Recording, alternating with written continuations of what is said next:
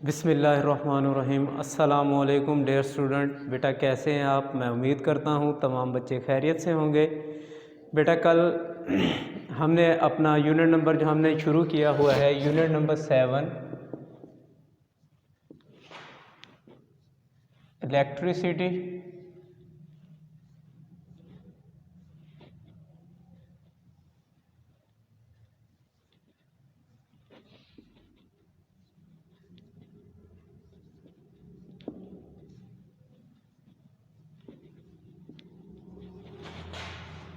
And magnetism.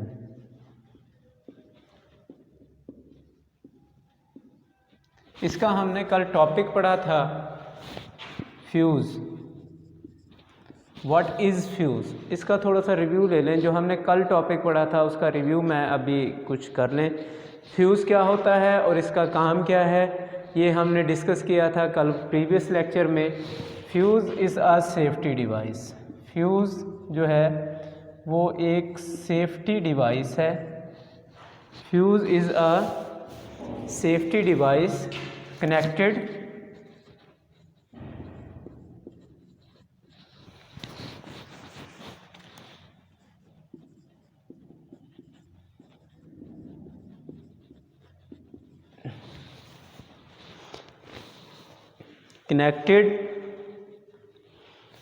in electrical circuits। Fuse एक safety device होती है जो कि इलेक्ट्रिकल सर्किट में कनेक्ट की जाती है। किस लिए की जाती है? ताकि ये हमें इलेक्ट्रिक शॉक से प्रोटेक्ट कर सके, ताकि हमारी इलेक्ट्रिकल अप्लायंसेस को प्रोटेक्ट कर सके एक्सेसिव फ्लो ऑफ करंट से। हम होता क्या है, इसका फंक्शन क्या है कि फ्यूज़ जो है ये सर्किट में इसलिए लगाई जाती है कि वो ज़्यादा जो करंट है, एक्सीड करंट जो है वो जब फ्लो होता है वायर में से, तो ये उसको कंट्रोल करता है, ये सर्किट ब्रेक कर देता है और जो एक्सेसिव फ्लो है वो रुक जाता है, जिसकी वजह से हमारी अप्लायंसेस जो है वो डैमेज होने से बच जाती हैं। आजकल सर्किट ब्रेकर हर घर में यूज़ हो रहे हैं तकरीबन। उनका क्या फंक्शन है कि जैसे किसी को इलेक्ट्रिक शॉक लगता है तो सर्किट जो है वो ब्रेक हो जाता है और जो हमारे जो करंट है उसका फ़्लो जो है वो रुक जाता है और हम किसी बड़े नुकसान से बच जाते हैं। ये फ्यूज़ का फंक्शन है। फिर इसके बाद इसकी रेटिंग है। डिफरेंट अप्लायंसेस के लिए डिफरेंट टाइप्स के फ्यूज़ यूज़ किए जाते हैं according to the rating of the fuse. Rating क्या होती है? फ्यूज़ अपने अंदर से कितने करंट को अलाउ करता है कि वो जो है अपना उसमें से गुज़र सके, फ़्लो कर सके, उसके हिसाब से अगर कहीं पे ज़्यादा करंट की ज़रूरत होता है तो मोर रेटिंग वाले फ्यूज़ यूज़ किए जाते हैं, और कम करंट की ज़रूरत होती है तो लेस रेटिंग वाले फ्यूज़ यूज़ किए जाते हैं कि अगर इसमें से ज़्यादा करंट गुज़रे तो फ़ौरन, ये होती है एक थिन वायर होती है फ्यूज़ के अंदर मेटल की, जिसमें से करंट गुज़रता है। जब ज़्यादा करंट उसकी लिमिट से गुज़रता है, लिमिट वैल्यू से जब करंट ज़्यादा गुज़रता है तो जो वायर है वो मेल्ट हो जाती है और सर्किट ब्रेक हो जाता है। ये फ्यूज़ का फंक्शन है। अदरवाइज़ ये अपना काम करता रहता है और करंट इसमें से पास होता रहता है। ये बाज़ औक़ात इस तरह के वाक़यात हो जाते हैं जब सर्किट ब्रेक होता है, अदरवाइज़ ये अपने लेवल के हिसाब से उसमें से करंट को गुज़रने देते हैं और फ्यूज़ की वायर मेल्ट नहीं होती। ठीक है बेटा, ये हमारा कल का टॉपिक था जिसको आपने अच्छी तरह से लर्न करना था। दोबारा इसको मैंने इसका थोड़ा सा रिव्यू दिया है। आज हम अपने नेक्स्ट टॉपिक की तरफ आ रहे हैं। जो हमारा अगला टॉपिक है वो है जी static electricity.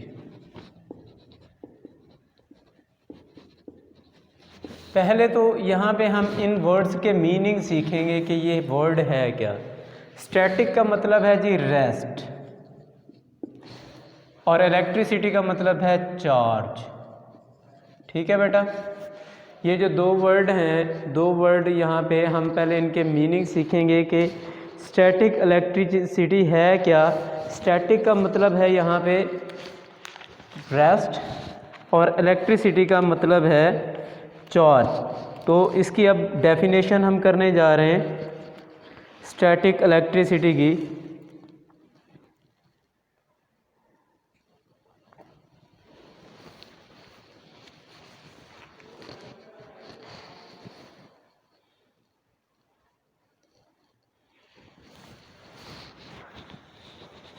Bye gaining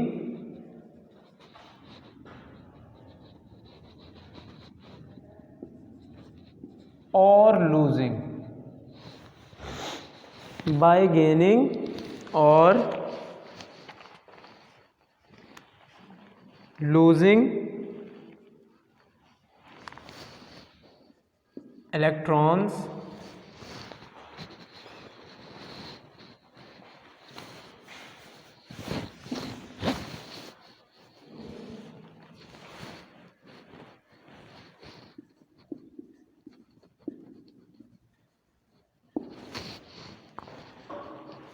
an object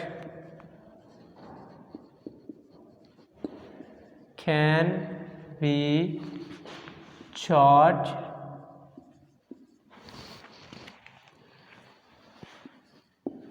this is called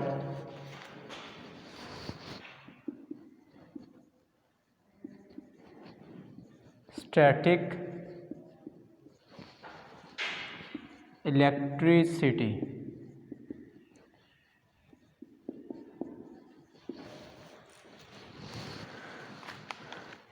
अब आप लोगों को पता है कि हमने शुरू में एक टॉपिक पढ़ा था, atom, all the materials are compose of extremely small particles called atom. जितने भी मटेरियल हैं वो हमारे एटम से बने हैं और इसमें फिर दो चार्ज होते हैं। इसमें क्या होते हैं एटम में जी? इलेक्ट्रॉन्स होते हैं, प्रोटॉन्स होते हैं और न्यूट्रॉन्स होते हैं। इलेक्ट्रॉन पे नेगेटिव चार्ज होता है, प्रोटॉन पे पॉजिटिव चार्ज होता है, जबकि न्यूट्रॉन पे कोई चार्ज नहीं होता। ये आप लोगों ने पढ़ा था, सबको याद है, ठीक है। तो हमारी जो स्टैटिक इलेक्ट्रिसिटी है ये क्या है? ये बाय गेनिंग, अगर वो इलेक्ट्रॉन गेन करते हैं या फिर लूज़ करते हैं ऑब्जेक्ट, कोई भी ऑब्जेक्ट जब इलेक्ट्रॉन गेन करता है या लूज़ करता है तो जो चार्ज ऑब्जेक्ट है वो चार्ज हो जाता है, इसे हम बोलते हैं स्टैटिक इलेक्ट्रिसिटी। अब इसमें इलेक्ट्रॉन्स क्या हैं? आपको पता है कि हमारे जो इलेक्ट्रॉन्स हैं वो फ्रीली मूव कर रहे हैं इन रैंडम डायरेक्शन। एक ऑब्जेक्ट से जब दूसरे ऑब्जेक्ट के साथ वो रब होते हैं, रगड़ खाते हैं, रब होते हैं, तो चार्ज जो हैं वो एक दूसरे से कोई गेन करता है तो कोई लूज़ करता है। एक ऑब्जेक्ट गेन करता है, दूसरा लूज़ करता है, तो जो ऑब्जेक्ट गेन कर रहा है या लूज़ कर रहा है तो कोई भी ऑब्जेक्ट वो चार्ज हो जाता है। एक पे पॉजिटिव चार्ज आ जाता है, एक पे नेगेटिव चार्ज आ जाता है। इस तरह से हमारी जो है ये स्टैटिक इलेक्ट्रिसिटी जो है वो प्रोड्यूस होती है।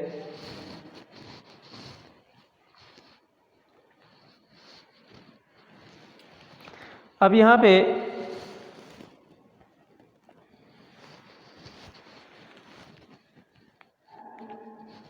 जब हमारे पॉजिटिव चार्ज जो हैं ये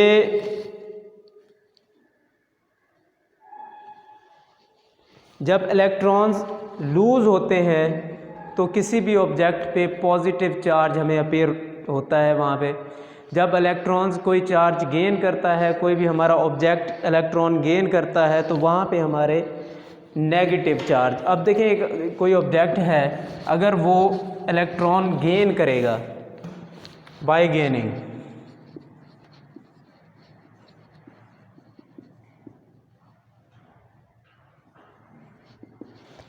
जब वो इलेक्ट्रॉन गेन करेगा तो उस पर नेगेटिव चार्ज अपीयर होगा। जब वो इलेक्ट्रॉन लूज़ करेगा तो उस पर पॉजिटिव चार्ज अपीयर होगा। अब आपने मैथ में एक टर्म पढ़ी हुई है, मैथ में भी ये चीज़ें सीखी हैं। अब यहाँ पे स्टैटिक इलेक्ट्रिसिटी में हम ये चीज़ देख रहे हैं, मैथ में क्या होता है कि माइनस और माइनस एक दूसरे को ये प्लस में कन्वर्ट हो जाते हैं। प्लस और माइनस हो तो ये माइनस माइनस प्लस, और इसमें ये सेम चार्ज जो होते हैं, सेम चार्ज यहाँ पे देखें ये एक दूसरे को रिपेल करते हैं, जिसमें से एक दूसरे को अपने से दूर करते हैं, अट्रैक्ट नहीं करते, अपनी तरफ नहीं खींचते।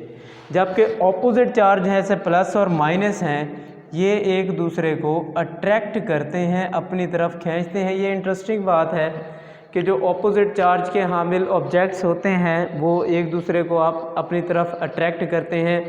जैसे आप अपना मैग्नेट ले लें, मैग्नेट के दो एंड होते हैं पॉजिटिव नेगेटिव। अगर आप पॉजिटिव को पॉजिटिव की तरफ जोड़ने की कोशिश करेंगे तो वो एक दूसरे को रेपेल करेंगे, फोर्स करेंगे पीछे की तरफ, और नेगेटिव को नेगेटिव की तरफ जोड़ने की कोशिश करेंगे तो वो भी एक दूसरे को फोर्स करेंगे।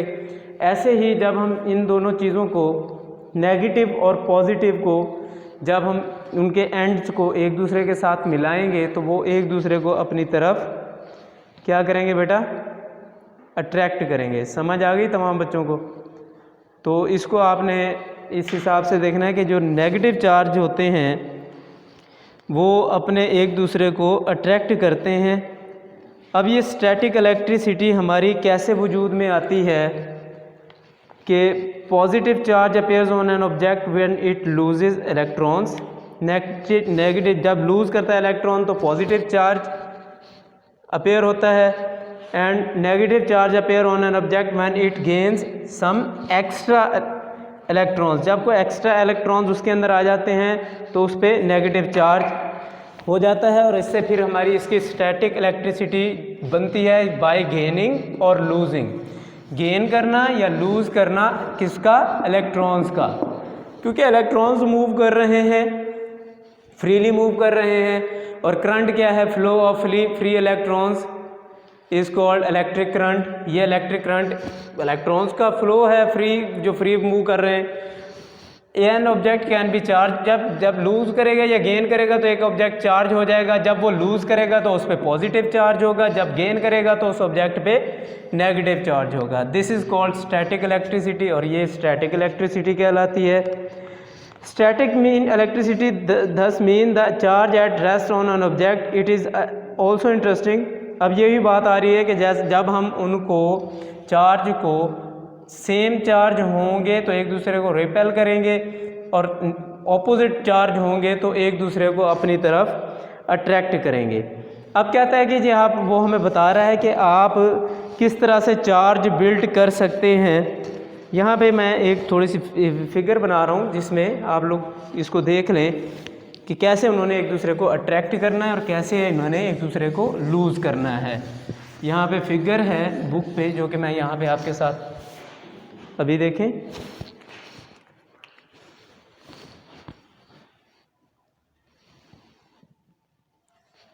नेगेटिव,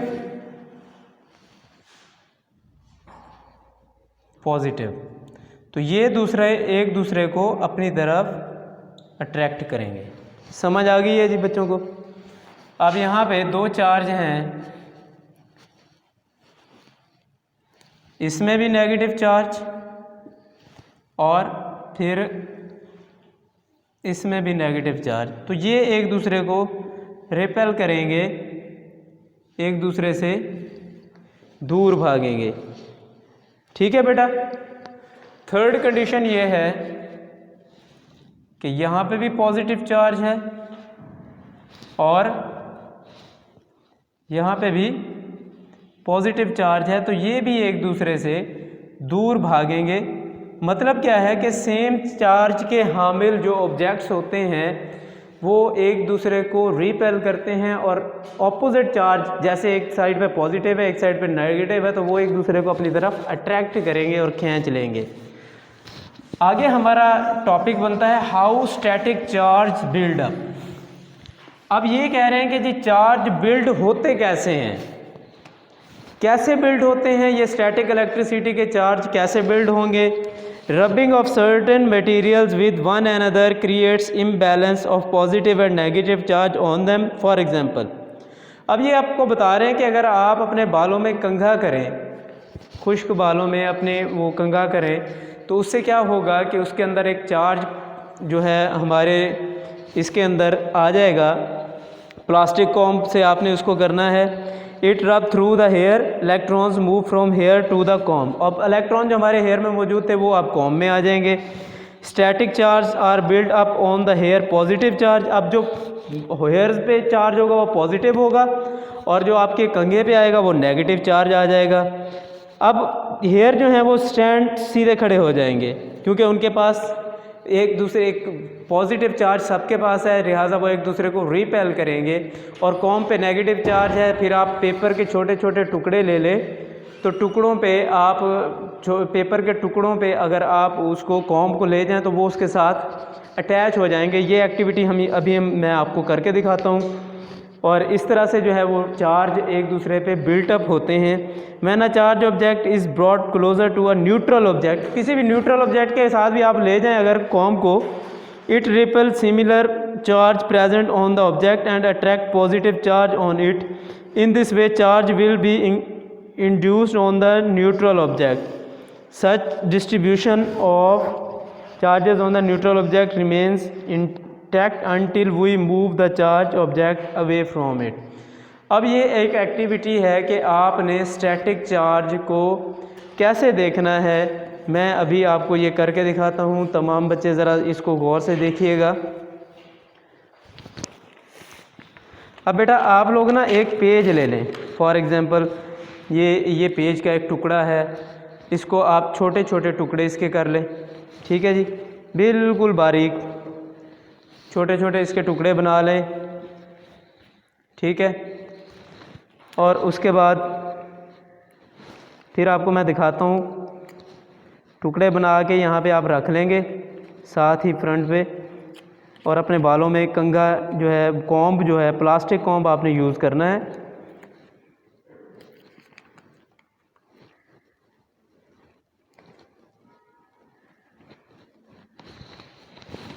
तमाम बच्चे इसको आपने एक्टिविटी को आपने घर में करना है बेटा। प्लास्टिक कॉम्ब आप यूज़ करें, इसको अपने बालों में करें, ज़रा बार बार इसको करके देखें, इस पे चार्ज बिल्ट हो जाएगा, ठीक है। उसके बाद जो पीस ऑफ पेपर हैं उनके साथ लेके जाएंगे कॉम्ब को, तो क्या होगा कि पीस ऑफ पेपर जो हैं वो इसके साथ आपके जुड़ जाएगा, क्योंकि इस पे पीस ऑफ पेपर पे इस टाइम पे न्यूट्रल है और पॉजिटिव चार्ज होगा। यहाँ पे हमारे अभी ये मेरे कॉम्ब पे नेगेटिव चार्ज आएगा और मेरे हेयर्स पे जो है वो पॉजिटिव चार्ज आएगा, और इस पे ये न्यूट्रल चार्ज होगा। पीस ऑफ पेपर जब इसको साथ लेके जाएंगे तो इस पे नेगेटिव चार्ज है, ये उसको अट्रैक्ट कर लेगा अपनी तरफ।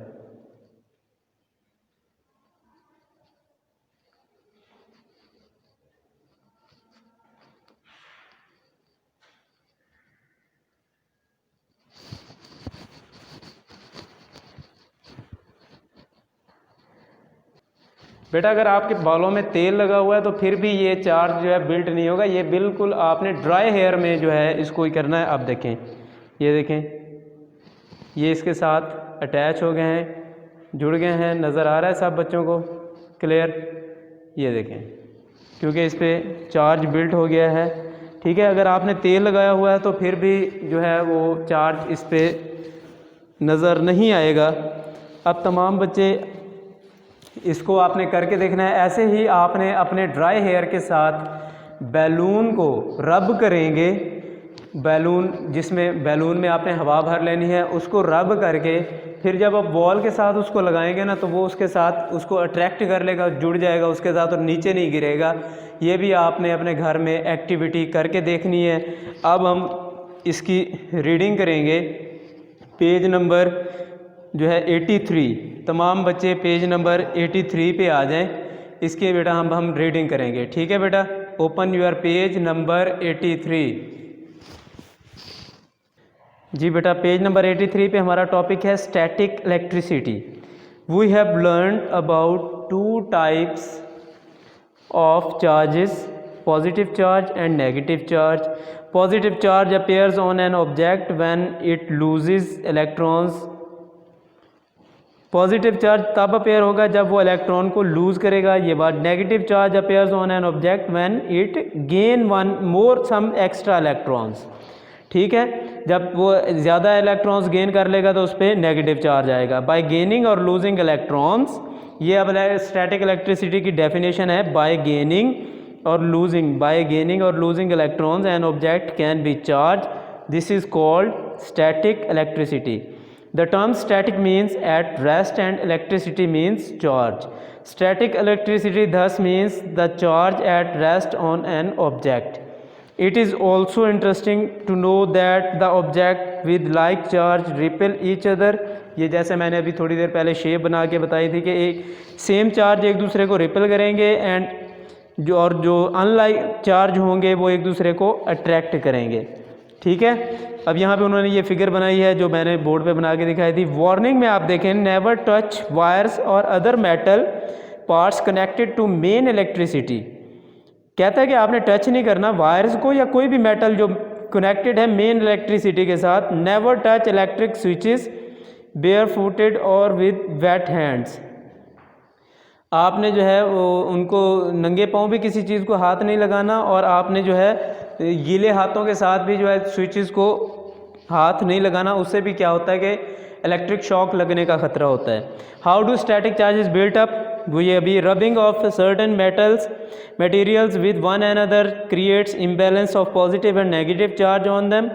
रब करने से जो है वो इम्बैलेंस क्रिएट होता है पॉजिटिव और नेगेटिव चार्ज में। जैसा कि प्लास्टिक कॉम की मैंने अभी मिसाल दी कि उसको जब हम अपने बालों में घुमाते हैं, ड्राई हेयर में यार इस चीज़ का ख्याल करना है कि आपने उनको ड्राई हेयर में तेल ना लगा हो, गीले ना हो, उसमें करेंगे तो ये इलेक्ट्रॉन्स जो हैं वो उस पर आ जाएंगे कॉम पे और हेयर पे आ जाएंगे पॉजिटिव चार्ज। इस तरह से क्या है कि वो हमारे हेयर जो है वो सेपरेटली सीधे खड़े हो जाएंगे और कॉम पे नेगेटिव चार्ज अपेयर होगा। ये कैसे इसकी मौजूदगी का पता चलाएंगे? हम पीसेस ऑफ पेपर, छोटे छोटे टुकड़े बना लेंगे पेपर के और कॉम को ऐसे अपने बालों में कंघा करने के बाद जब पेपर के पास लेके जाएंगे तो वो उसके साथ अट्रैक्ट होकर जुड़ जाएंगे। When a charge object brought closer to a neutral object, it repels similar charge. जब किसी भी न्यूट्रल ऑब्जेक्ट के साथ लेके जाएंगे तो सिमिलर चार्ज को वो रिपेल करेगा और ऑपोजिट चार्ज को वो अपनी तरफ अट्रैक्ट करेगा। तो बेटा ये आज का है हमारा टॉपिक जिसको हमने इंशाल्लाह डिस्कस किया है। तमाम बच्चे इसको स्टैटिक इलेक्ट्रिसिटी की जो डेफिनेशन है इसको आपने लर्न करना है। ओके, अल्लाह हाफिज़।